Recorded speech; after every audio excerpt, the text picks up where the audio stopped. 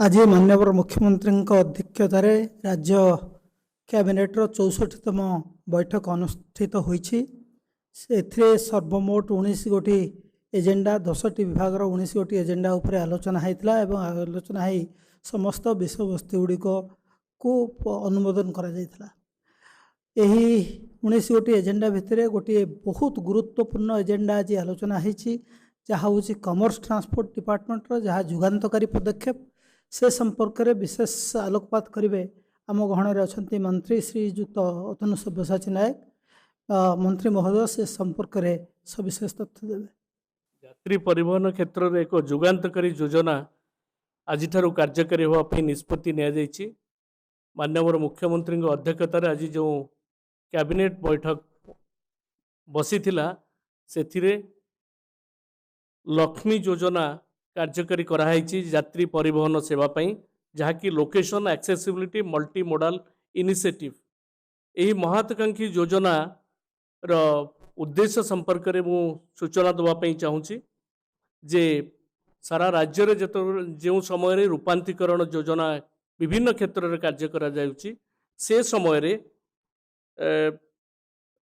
विभिन्न ग्रामांचल एवं शहर सहित संयोगीकरण राजधानी को संयोगीकरण एवं आमर पुरी श्रीक्षेत्र को संयोगीकरण पाई जो व्यवस्था रही जदिओ रास्ता एवं अन्यान्य व्यवस्था अति भल थिला किंतु परिवहन सेवार किछि कमती रही जाइथिला तार निराकरण पाई ये लक्ष्मी योजना निया जाइछि एवं यह एक निर्भरयोग्य एवं सुलभ सेवा प्रदान करिवो जहाँ ग्राम पंचायत स्तर राज्य राजधानी पर्यंत एक निरवच्छिन्न सार्वजनिक परिवहन सेवा प्रदान करिवो।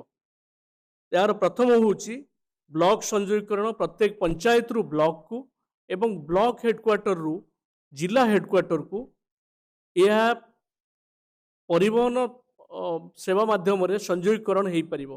केवल सेतिक नुहे प्रत्येक जिला हेडक्वार्टर रु राजधानी को एवं पूरी श्रीक्षेत्र को जोगाजोग करिबा पाई एसी बस एयर कंडीशन बस याकू नियोजित करा जिवो एवं यह जरिया रे साधारण जनता महिला हुंतु छात्र हुंतु युवक हुंतु समस्त यार सुविधा सुजोग पाई परिबे एवं यही योजना अधीन रे महिला सशक्तिकरण को सबुठु प्राथमिकता दिया जिवो।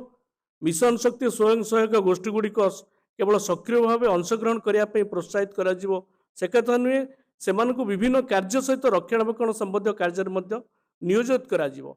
छात्र छात्री माने किभली भाव में कॉलेज को आसिबे आदर्श विद्यालय को आसिबे या द्वारा मध्य सुविधा सुजोग पाई परिबे एवं आम राज्य रे जो 10टी विमान चलाचल व्यवस्था रही एयरपोर्ट रही ताकू कनेक्टिविटी दबार व्यवस्था मध्य जिला हेडक्वार्टर एवं स्थानीय गुरुत्वपूर्ण स्थान गुड़िक जोगाजोग रखा जिवो एवं जिला हेडक्वार्टर पुरी की जीवाई श्रीक्षेत्र को जीवाई जो व्यवस्था है ताकू श्री जगन्नाथ एक्सप्रेस माध्यम नामित करा जायछि।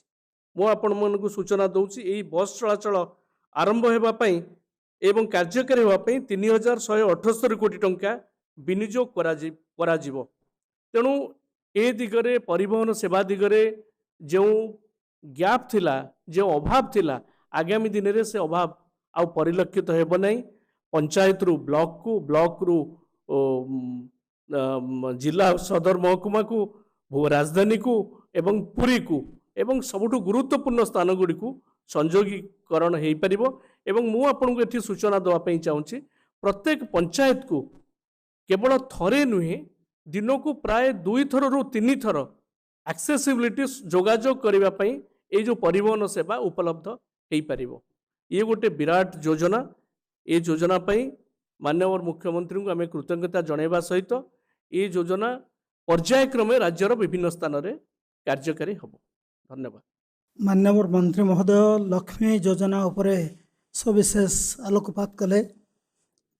एतद व्यतीत आज मो गहण अच्छा आमर उन्नयन कमिशनर से किसी एजेंडा उपर आलोकपात करेंगे। आज प्रथम केतोटी एजेंडा जोटा अच्छी स्किल डेवलपमेंट एवं टेक्निकल एजुकेशन विभाग तरफ आज 2टी प्रस्ताव आसाला। राज्यर 2टी घरोई इंजीनियरिंग विद्यालय जो अच्छी जहाँ सर्वभारतीय स्तर रे भल ना करिछि एवं नेशनल रैंकिंग रे मध्य सेमानकर सुनाम अच्छी ताकू आखिरी रखी से दुईटी इंजीनियरिंग कॉलेज को विश्वविद्यालय रे परिणत करने आज राज्य कैबिनेट निष्पत्ति नहीं। प्रथम है सिलिकन यूनिवर्सिटी को गोटे यूनिटारी नॉन एफिलिएटिंग यूनिवर्सिटी हिसाब से परिणत करा जिवो। एवं सही परी ब्रह्मपुर रे थिबा निस्ट इंजीनियरिंग कॉलेज जो अच्छी ताको निस्ट यूनिवर्सिटी ओडिशा सही भली प्राइवेट यूनिटारी नॉन एफिलिएटिंग यूनिवर्सिटी हिसाब से ताको परिणत करा जिवो। ये दुईटी प्रस्ताव अच्छी एसडीटी डिपार्टमेंट अर्थ विभाग तरफ गोटे प्रस्ताव आसी पूरा ओडिशा राज्य कर्मचारी माने बेले बेले पेंशन पाइबार असुविधा हुए से पेंशन प्रक्रिया को लाघव करने आज पेंशन रूल 65 रे सामान्य किसी परिवर्तन अना जहाँफल पेंशन पाइबारे बेले बेले जो असुविधा हुए पेंशन और ग्रेच्युटी पाइबारे असुविधा हुए से असुविधा को दूर करा जाई परिबो। एवं गुड्स और सर्विसेज जीएसटी एक्ट को अमेंडमेंट कराई भारत सरकार गाइडलाइन मुताबिक जहाँफल ऑनलाइन गेमिंग एवं तत्संलग्न समस्त कार्यक्रम को यही जीएसटी परिधि भितर रखाई 28% जीएसटी लागू हम। तापरे आज राज्य खरीफ मार्केटिंग सीजन 23-24 को माने फूड और प्रोक्योरमेंट पॉलिसी को आज राज्य कैबिनेट मंजूरी देइछंती। ए वर्ष जमती प्रति वर्ष भली हुए ए वर्ष नवेम्बर 1 तारिख रु मार्च 31 तारिख पर्यंत खरीफ पैडी प्रोक्योरमेंट करा जिवो एवं मे मास 1 तारिख रु जून मास 30 तारिख पर्यंत रबी पैडी प्रोक्योर करा जिवो विभिन्न मंडी रे। एवं जो आगु जो व्यवस्था था से भली व्यवस्था हम आधार सीडिंग आधार हूँ प्रमुख तथ्य जहाँ को देखे चाषी मैंने धान बिक्री करें एवं ऑनलाइन रजिस्ट्रेशन करा जिवो जेमती गत वर्ष बेले ताकू आमे वेरिफिकेशन करा जाउतला सेमती वेरिफिकेशन ऑनलाइन वेरिफिकेशन प्रक्रिया रहिबो। तेणु चलित वर्ष आगामी खरीफ धान एवं आगामी रबी धानर प्रोक्योरमेंट पाई आज नीति को कैबिनेट मंजूरी देइछंती। ता छड़ा निर्माण विभाग तरफ गोटे बड़ निष्पत्ति होती आपण मैंने देखुवे इतिमध्य राज्य रे बजेट तो 2,30,000 कोटी पहुँची सारी विभिन्न इंजीनियरिंग विभाग रे अधिक रु अधिक पुंजी विनियोग करा जाउछि। नुआ रास्ता पोल घरबाड़ी एवं विभिन्न इंफ्रास्ट्रक्चर आसेट बहुत संख्यार करा जाउछि एवं एते सबु काम कला बेले विभागर एक्जिस्टिंग मैनपावर सफिशिएंट होना तेणु ताकू आखिरी रखी आज वर्क्स डिपार्टमेंट तांकर कैडर संख्या को वृद्धि करिसंती एवं ये कैडर संख्यार फल तांकर एक्जिस्टिंग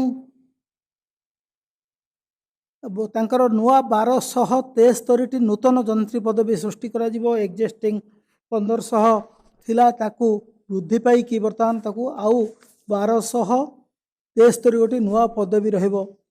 यही पुनर्गठन द्वारा माने ओडिशा जंत्री सेवार पदवी संख्या 642 रु 1011 को वृद्धि पाइब। सेहीपरि ओडिशा डिप्लोमा जंत्री सेवा पदवी 944 रु वृद्धि पाई 1848 हम। ताने अधिक लोक दिज्व विभिन्न स्तर रे राज्य सरकार को जो आस्ते आस्ते बजार बजेट्र काय विस्तार होची अधिक इंफ्रास्ट्रक्चर करिवार जो योजना होची ताकू संभालिया पाई ये जो नूतन कैडर पदवी गुड़िक साहाय्य करिवो। ता सहित निर्माण विभाग तरफ आज आउ गोटे निष्पत्ति होती राज्य में देखिथे विभिन्न जगार पीडब्ल्यूडी और आरडी रोड रे ओबीसीसी किसी गेट बसई था से टोल गेट गुड़िक ये सारा राज्य में 35 टोल गेट जोटा वार्स और आरडी डिपार्टमेंट रोड रे अच्छी जोटा कि ओबीसीसी परिचालना करती। आज राज्य कैबिनेट निष्पत्ति नेले यही समस्त 35 गोटी टोल गेट को उच्छेद करा जिवो। आउ कौन जगह ओबीसीसी तरफ टोल गेट रहिबो नाही।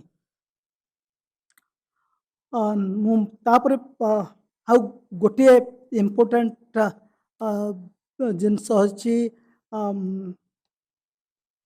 रेवेन्यू एवं डिजास्टर मैनेजमेंट डिपार्टमेंट रो जो चाष जमी को विभिन्न कार्यक्रम पाई जिते परिवर्तन करा जाए आगुरी जो प्रक्रिया थिला से प्रक्रिया रे को सरल करा जाई एबे राज्य सरकार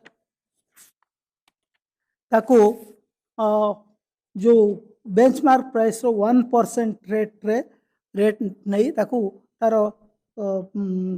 कैटेगरी परिवर्तन करि परिबे। एवं आउ मुख्य 6टी एजेंडा अच्छी जोटा जल संपद विभाग से संपर्क में मोर सहकर्मी डेवलपमेंट कमिशनर तथा एसीएस अनु गार्ग महोदय ताको विशेष सूचना देवे। आज जल संपद विभाग तरफ 6टा प्रस्ताव अनुमोदित होइछि आउ से भितरु 4टा प्रोजेक्ट इरिगेशन प्रोजेक्ट अनुमोदन पाइछि। प्रथम हैला छेलीगढ़ इरिगेशन प्रोजेक्ट आमर आपण माने सुनिथिबे जे गंजाम गजपति एरिया रे अछि। सेइथिरे बड़जोर नदी उपरे गोटे डैम करा जिवो आउ तापरे से पानी को डाइवर्ट करी गोटे टनल माध्यम रे सेटा गोटे अन्य रिजर्वायर को आसीबो और तापरे सेटा आमे इरिगेशन पानी माड़िबो। सेइथिरे आमे जो टनल अछि सेटा आमे ऑलरेडी कंस्ट्रक्ट कर देइछु। आउ वर्तमान जो प्रपोजल अनुमोदन हैला सेटा होछि गोटे लिंक चैनल तापरे left distribution system right distribution system जो थे टोटल 2760 हेक्टेयर को पानी माड़िबो। एथिरे डिगा पहांडी रे 25टी गाँ बेनिफिट पाइबे और एटा गोटे बड़ प्रोजेक्ट अच्छी 160 करोड़ जो थे ऑपरेशन एंड मेंटेनेंस ONM मध्य सामिल अच्छी 5 वर्ष पाई। तो एटा गोटे प्रोजेक्ट आमर अप्रूव हैला। तापरे बंकातीरा गोटे आमर बुढ़ा बलंग नदी उपरे बालासोर जिल्ला रे अच्छी।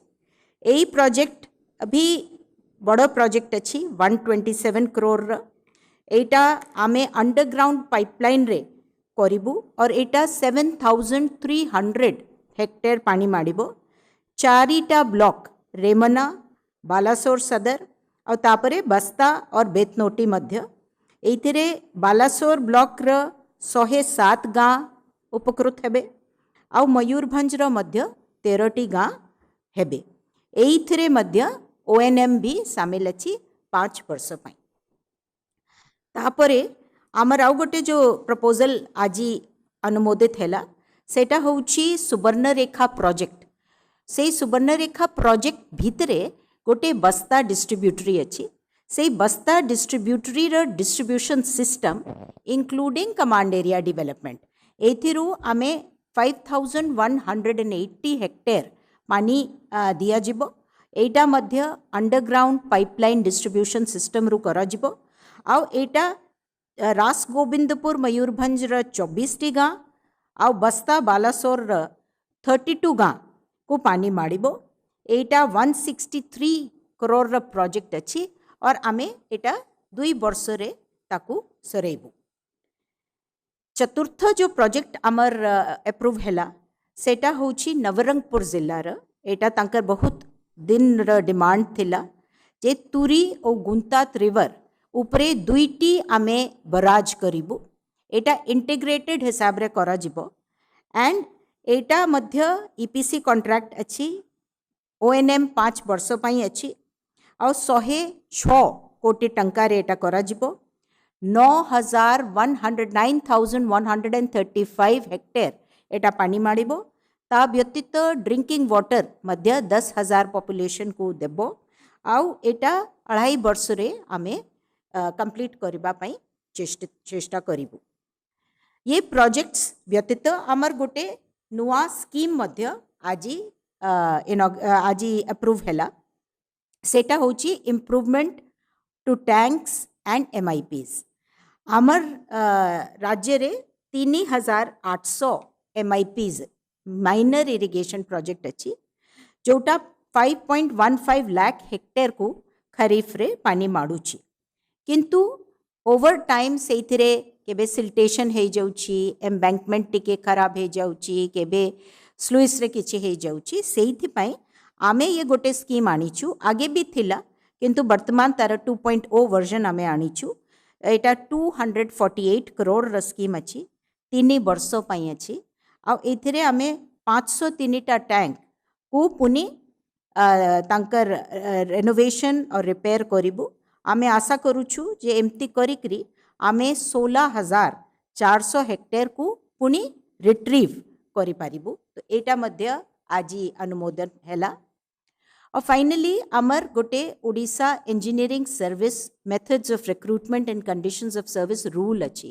2012 र तार आमे आजी अमेंडमेंट आनी थिले एथरे आमे जो असिस्टेंट एग्जीक्यूटिव इंजीनियर्स आमर डिपार्टमेंट र आउ जिते भी असिस्टेंट एग्जीक्यूटिव इंजीनियर्स से मानंकु जो तांकर रिक्रूटमेंट हेबो सेइथिरे आमे वर्तमान जो अमेंडमेंट आनीछु दैट से गेट जो गोटे गेट एग्जाम होची नेशनल स्तर र सेई बेसिस रे तांकु 90% वेटेज दिया जिवो तापरे ओपीएससी 10% वेटेज देइकरी तांकर इंटरव्यू करिवो आउ तापरे तांकर रिक्रूटमेंट हेबो so basically using GATE score a valid GATE score plus 10% marks will be for interview एटा मध्य आजी अमेंडमेंट हैला और आमे आशा करूछु जे एथिरे आमे आउ wider pool of technical manpower पाई पारिबु आमर जो प्रक्रिया अच्छी सेटा आउ स्पीडी हेबो ता सहित आउ ट्रांसपेरेंट मध्य हेबो।